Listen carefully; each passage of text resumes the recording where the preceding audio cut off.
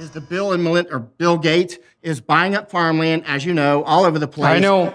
He is the biggest private landowner in the United States right now, and the land that he's buying up, he's taking out of food production. And it seems to be because he's obsessed about meat production, at least in part, doesn't believe that that's part of a sustainable future. And so, but I do share your skepticism. It's the same thing happens on the bloody energy front. It's like, well, Australia won't build coal-generating electrical plants, but they'll ship their bloody coal to China, where they're going to build much dirtier plants.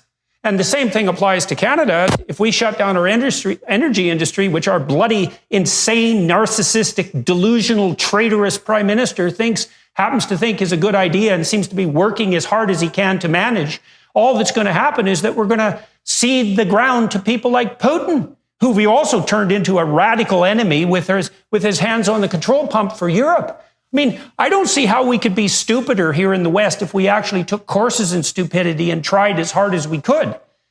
We seem to be doing everything we can to break everything as rapidly as possible. And then I wonder too, has it got to the point where the people who think, that you can't make an omelet without breaking a few eggs and there's too many people on the planet think that this is some sort of like needle's eye that we have to go through, all this mass starvation and death so that we end up with a sustainable population. I mean, Jesus Christ, that's a dim and grim scenario. But as you said, why would you take the Dutch farmers out of business when they're so unbelievably hyper-productive and efficient?